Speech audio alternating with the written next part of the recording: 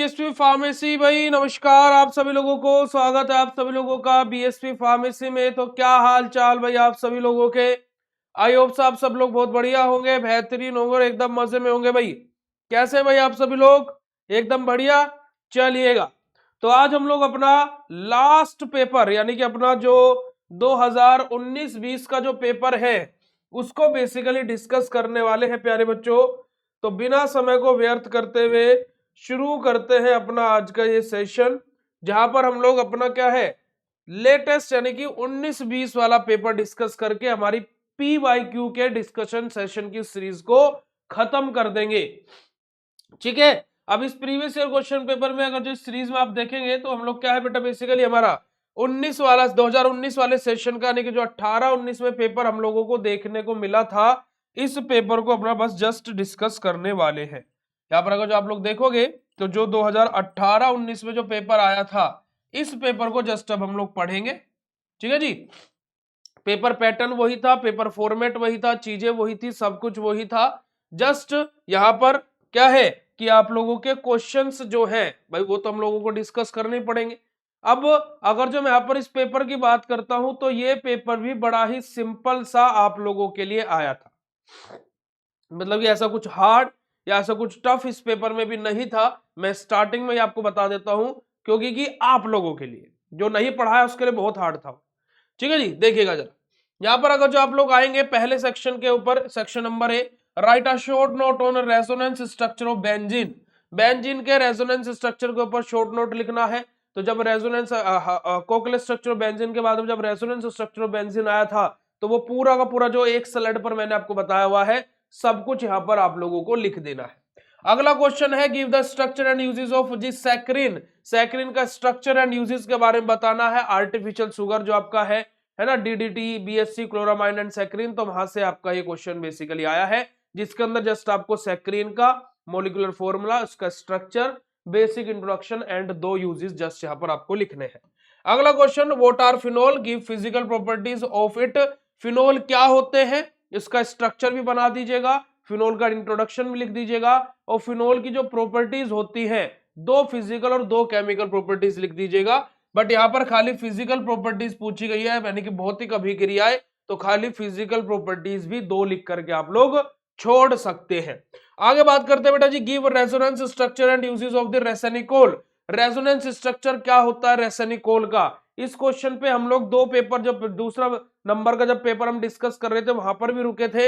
ये वाला रेसेनिकोल वाला क्वेश्चन यहाँ पर दोबारा से आ गया है, तो इस क्वेश्चन को मैं आपको जब इसके नोट्स बनवाऊंगा तो वहां पर बिल्कुल सारी चीजें आपको दिखा दूंगा कि कैसे इसका स्ट्रक्चर हम लोग बनाते हैं। अगला क्वेश्चन देखिएगा, what is the difference between the fats and oils.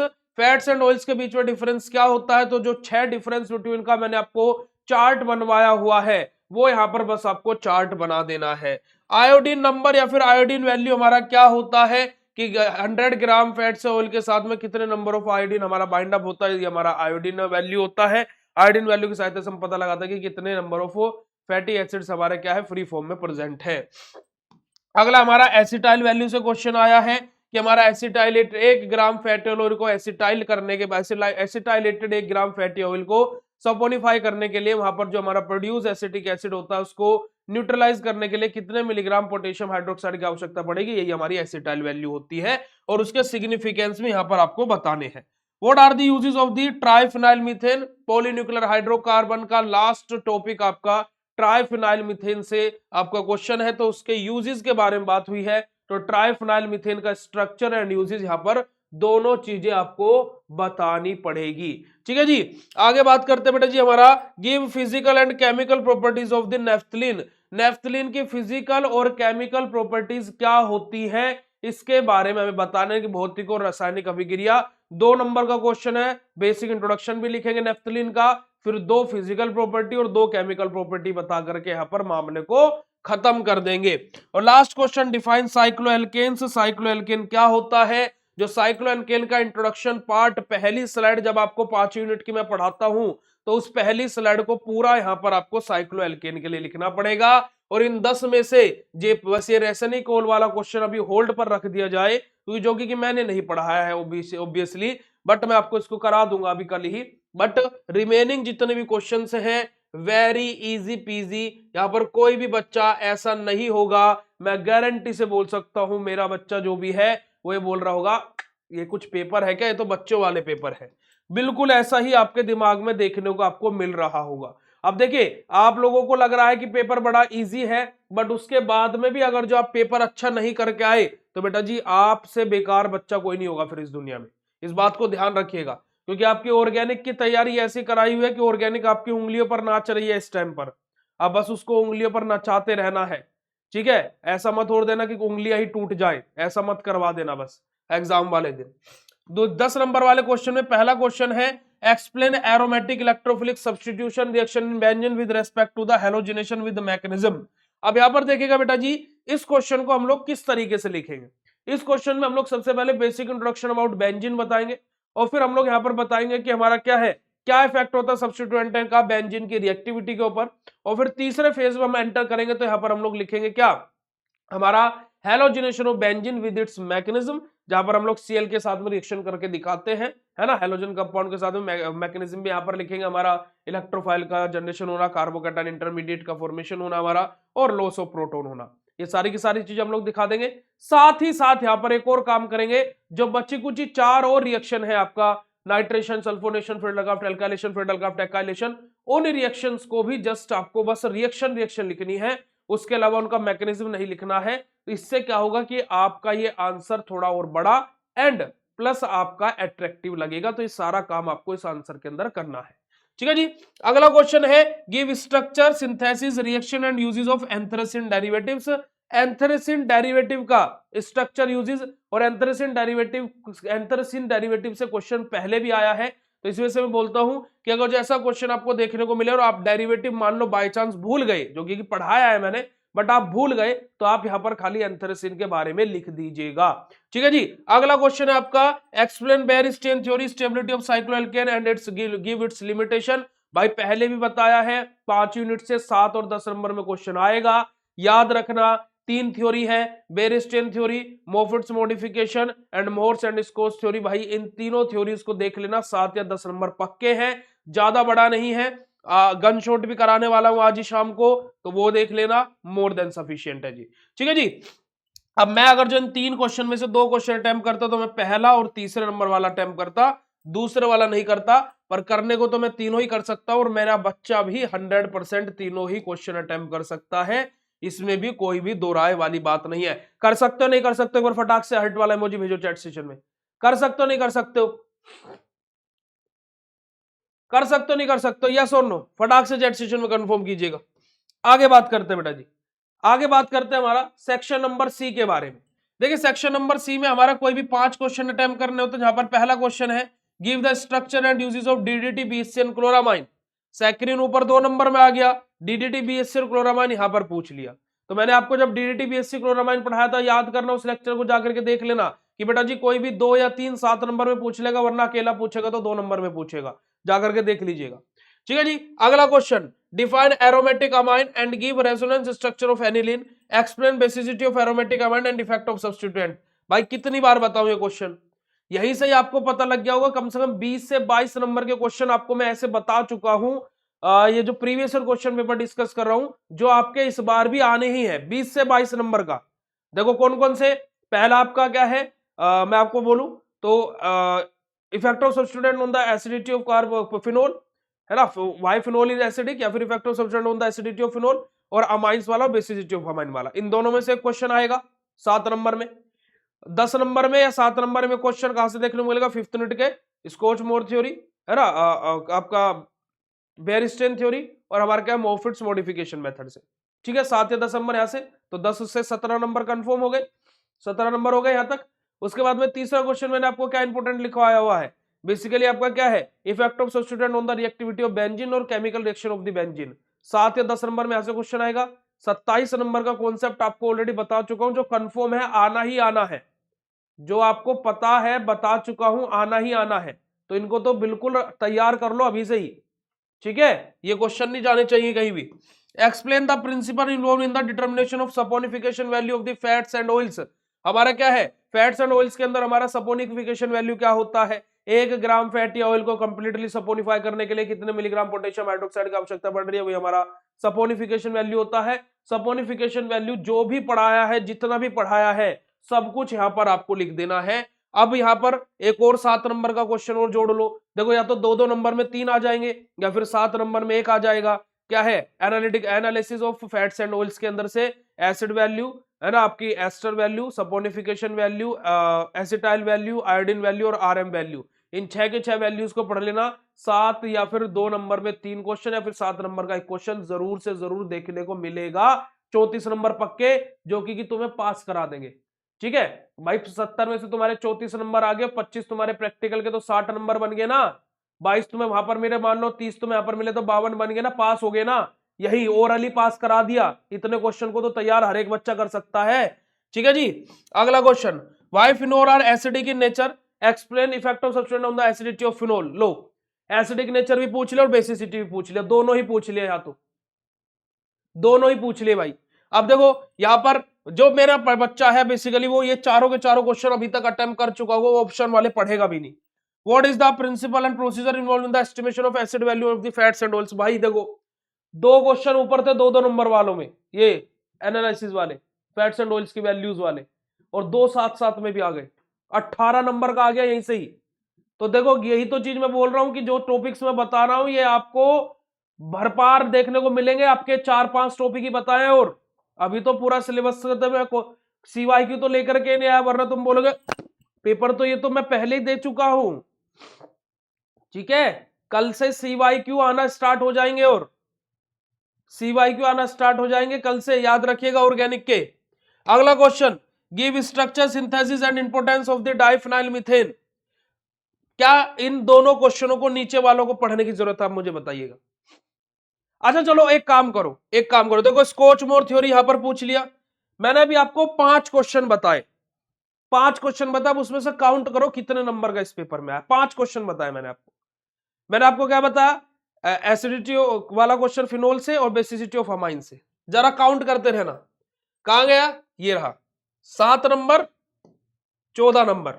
ठीक है, उसके बाद में मैंने आपको बताया क्या कि आपका बेयरस्टेइन थ्योरी, मोफर्ट्स मॉडिफिकेशन और स्कॉच एंड मोर थ्योरी से आपको क्वेश्चन देखने को मिलेगा। अब जरा देखना यहां पर, अगर जो आप लोग यहां पर आए हुए बेटा जी, यहां पर आपको ये रहा स्कॉच मोर थ्योरी, 3 हो गए। देखो 7 + 7 + 7 जो मैंने अभी क्वेश्चंस आपको बताए इस पेपर में मैच कर रहा हूं मैं। ठीक है जी।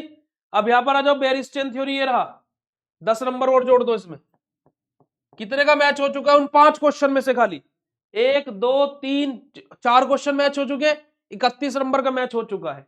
मैंने आप लोगों को बताया किसके बारे में बेटा जी, अगर जो आप लोगों को याद होगा और अगर जो आप लोग याद करेंगे तो मैंने आपको अभी एनालिटिकल वैल्यूज बताई थी। 7 नंबर का ये रही और 7 नंबर का ये रही, 14 नंबर और ऐड करो इसमें, 7 नंबर एक और ऐड करो और एक और 7 नंबर ऐड करो। कितने नंबर का हो गया बेटा जी? 45 नंबर का हो चुका है। चलो, और इसमें से मेरा बताया कुछ आया है क्या, जो मैंने आपको बोला कि बेसिकली इसको तो तैयार करना ही है, और नहीं है। यहां पर ये रहा 10 नंबर का, एक और ये रहा, ये बताया है effect of substance on the reactivity और रिएक्शन ऑफ बेंजीन वाला, 10 नंबर का ये भी तैयार करो। 55 नंबर का मैच हो चुका है तक, अभी ऊपर भी आओ, अभी 2 नंबर वाले भी तो है अपने क्वेश्चन भाई। देखो यहां पर आइएगा जरा, मैंने आप लोगों को एनालिटिकल वैल्यू बताई है, एनालिटिकल वैल्यू बताई है, यस और नो बताई हुई है ना। 4 नंबर ये भी ऐड करो, 55 और 4 कितने हो गए भाई? 59 मार्क्स का मैच हो चुका है, जो मैंने 4 से 5 क्वेश्चन बस आपको बताए हैं। 59 मार्क्स का, 75 में से परसेंटेज निकाल के देख लो। परसेंटेज अगर जो आप निकालोगे तो 80% पेपर मेरे बताए मात्र 5 टॉपिक पूरे सिलेबस से मैंने 5 टॉपिक तुम्हें बताया, उसमें से मैच हो गया। 80% पेपर जो तुम लोगों को कोई अलग, जब जो तुम लोग गीता गाता फिर तो ये तो हाय रब्बा, ये तो ऐसा कर रहे हैं, तो ऐसा कर रहे हैं, जो तुम लोगों को 40 50 60 क्वेश्चन दे देते पूरे सिलेबस में से उठा करके, और तुम उनके गुणगान गाते बंद नहीं करते। तुम्हारे पुनीत भैया ने 5 क्वेश्चन बताया और उसमें से तुम्हारा 80% पेपर मैच हो गया। आ रही है बात समझ में? तो भाई यहां पर मैं क्वेश्चन ऐसा नहीं है कि उठा 2 बार जिभाई ली, दो चार क्वेश्चन, दो वीडियो इधर देखी, दो वीडियो इधर की देखी, क्वेश्चन उठाए, मर्ज किए और तुम्हारे सामने रख दिए। मैं CYQ की बात शायद 1 महीने पहले कर चुका था, 15-20 दिन पहले, अभी तक नहीं कर पाया मैं, क्योंकि मैं वहां पर जो क्वेश्चन लिखता हूं ना, तो उसमें लिखते टाइम मेरा हाथ कांपता कि ये क्वेश्चन नहीं आया तो बच्चे को लॉस हो जाएगा। तो ऐसे नहीं है। और इस पूरे के पूरे पेपर को 4 पेपर डिस्कस करवा चुका हूं। 4 पेपरों का एडिशन कर लो, सारे क्वेश्चनों को मिला करके 2 क्वेश्चन ऐसे निकले हैं जो मैंने नहीं पढ़ाए हैं, वरना A to Z पूरा का पूरा पेपर बिना चॉइस, हमें चॉइस भी नहीं चाहिए, जितने भी BSP वाले बच्चे हैं, 4 से बस 4 नंबर के 2-2 नंबर वाले 2 क्वेश्चन ऐसे मिले जो हमने नहीं पढ़े हैं, वरना A to Z सब कुछ हर एक बच्चा कर सकता है मेरा पढ़ाया हुआ। इस बात की मैं गारंटी लिख के देता हूं, कोई मेरे से साइन करवा ले चाहे आकर। कर सकते हो नहीं कर सकते, हर्ट वाले मुझे भेज जल्दी से, कर सकते हो नहीं कर सकते आप लोग, बताओ मुझे।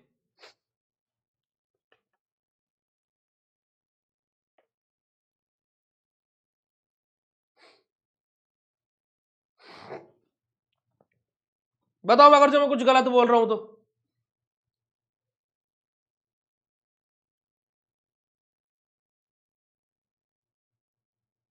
पता है जब मैं ये CYQ सोल्व करा रहा हूं, आप लोग विश्वास नहीं करेंगे, कल जब मैंने आपका CYQ सोल्व कराया 8:30 बजे शाम को, जब मैंने सोल्व कराया था, तो उसको सोल्व करा, जब मैं अब आपको मतलब डिस्कस करने के बाद में, मेरी फर्स्ट सेमेस्टर में क्लास थी, और फर्स्ट सेमेस्टर की क्लास लेने के बाद में जब मैं बेसिकली बैठते हम लोग कि आज कैसे कैसे क्या क्या काम हुआ है, तो जब साक्षी मैम के साथ में बैठा था, आई एम स्टार्टिंग क्राइंग, मैं रोना शुरू कर दिया।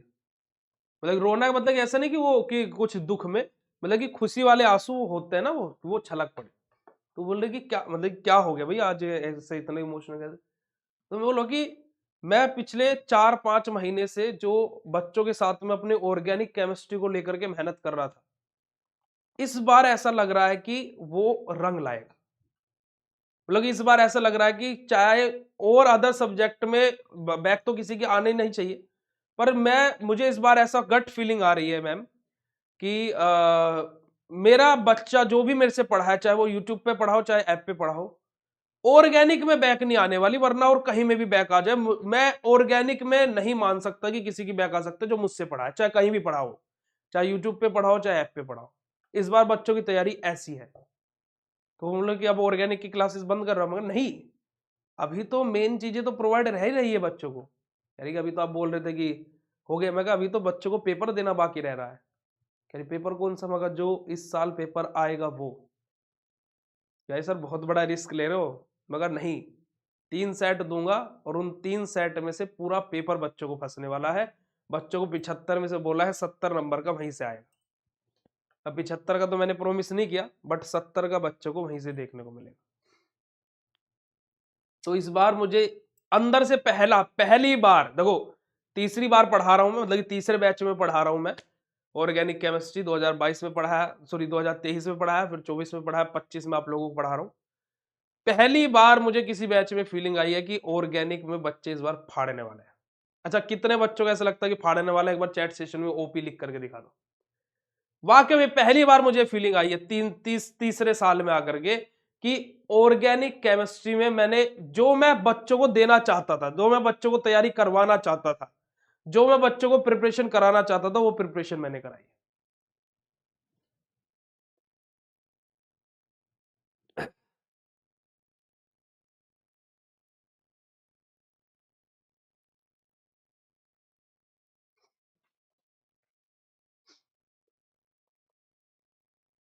तो ये मतलब कि पहली बार मुझे ऐसी गट फीलिंग आई है, मुझे आज तक इनऑर्गेनिक में भी नहीं आई कभी ऐसी, मुझे किसी सेमेस्टर में नहीं आई, कोई से भी सब्जेक्ट में नहीं है आज तक, अभी तक। मुझे 3 साल हो जाएंगे अगस्त में मैं ऑनलाइन लाइव क्लासेस के थ्रू पढ़ाते पढ़ाते, बट आज तक मुझे ऐसी कोई गट फीलिंग नहीं देखने को मिली कि इस बार पूरा का पूरा मतलब सिस्टम फटने वाला है।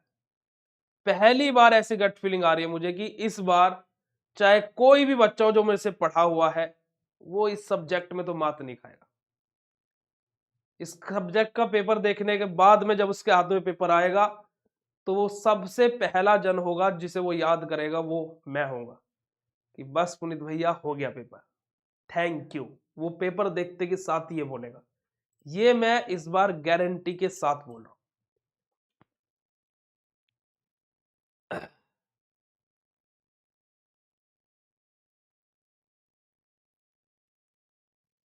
है ना? तो ये चीज है। तो अब ये हमारा लास्ट पेपर था जो हम लोगों ने डिस्कस किया। प्रीवियस ईयर क्वेश्चन पेपर कोई डिस्कस नहीं होगा। इनका पीडीएफ सॉल्यूशन आपका अपलोड हो गया है, वो जस्ट प्रोसेसिंग में है। जैसे प्रोसेसिंग से आउट होगा वो आपको कोर्स के अंदर तुरंत आपको पॉपअप हो जाएगा मैसेज, तो आप लोग उसको देख लीजिएगा। अगर जो पीडीएफ को भी नहीं देख करके कुछ नहीं समझ पा रहे तो लाइव के थ्रू भी मैं इन सबको डिस्कस करने वाला हूं। ठीक है जी। और कल रात से और भी गले की बैंड बज गई है, पता नहीं क्या हो रहा है। भगवान भी परीक्षा, मेरे एग्जाम टाइम पर आकर के सबसे ज्यादा दिक्कत बारिशें होंगी, नेटवर्क इशू होगा, लाइट नहीं आएगी, या तो मेरी तबीयत खराब हो जाएगी, या फिर कोई मेरे साथ में ऐसा इंसिडेंट हो जाएगा कि मैं क्लास लेने के लिए मुझे अपनी शरीर को बोलना पड़ेगा चल भाई चल प्लीज एक क्लास और कर ले। तो ये कंडीशन मेरे साथ हमेशा से हुई है एग्जाम टाइम पर आकर के। पर मैं भी बोलता हूँ कि साला हार नहीं मारने, देखी जाएगी, देखो कौन कब तक क्या हराता है ना। तो अभी गले की बैंड बजी हुई है, जैसे जिस दिन गला ठीक हुआ हल्का से, मुझे लगा कि 80% ठीक है, उसी दिन अनाउंसमेंट कर दूंगा कि आपकी जो 2.5 घंटे वाली क्लास है, क्योंकि 2.5 घंटे वाली क्लास में लगातार बोलूंगा मैं बिना चैट सेशन को देखे हुए, बस बोले जा रहा हूँ बोले जा रहा हूँ, क्योंकि रुक नहीं सकते ना भाई उसमें, है ना। तो इस बात को आप लोग ध्यान में रखिएगा। चलेगा जी, तो इस सेशन को यहीं पर ही ऑफ करते हैं। और हाँ, एक इंपॉर्टेंट बात, आज इवनिंग में आपका एक क्लास होगा जिसमें आज आपका प्री सेमेस्टर एग्जाम का जो रिजल्ट है वो अनाउंस होगा। तो उसका टाइमिंग मैं आपके कोर्स के अंदर अपलोड करा देता हूं, ठीक है, वो क्लास में शेड्यूल करा देता हूं। तो आप लोगों का जो प्री सेमेस्टर एग्जाम हुआ था, ठीक है, जिसका रिजल्ट 16 तारीख को बेसिकली अनाउंस होना था, पर ये एग्जाम डिले हो गया तो मैंने भी उसको थोड़ा डिले कर दिया। बट आज आपका शाम को एक क्लास होगी जिसमें आपका प्री सेमेस्टर एग्जाम का रिजल्ट अनाउंस किया जाएगा। ठीक है जी, तो रेडी रहिएगा, आज प्री सेमेस्टर एग्जाम के रिजल्ट का अनाउंसमेंट है। ठीक है, तो उसको लेकर के रेडी रहिएगा। देखते हैं कौन बना है टॉपर, देखते हैं किसने क्या क्या गलतियां करी हैं, बताते हैं फिर आपको, और उन पॉइंट्स पर फिर हम लोग काम करते हैं, है ना, ताकि कि हम लोग क्या है चीजों को अच्छे से कर सके। ओके प्यारे बच्चों, thank you so much for joining this session. Bye bye everyone, good night. चलो फिर जाकर के सोना है तो सो जाओ, वरना मैं तो जा रहा हूं आप लोगों के इस पेपर का पीडीएफ सॉल्यूशन बनाने के लिए। Okay, thank you so much, love you बच्चा जी, बाय बाय, गुड नाइट, नमस्कार, जय हिंद, have a nice day to all of you, love you all बच्चा जी, थैंक यू सो मच।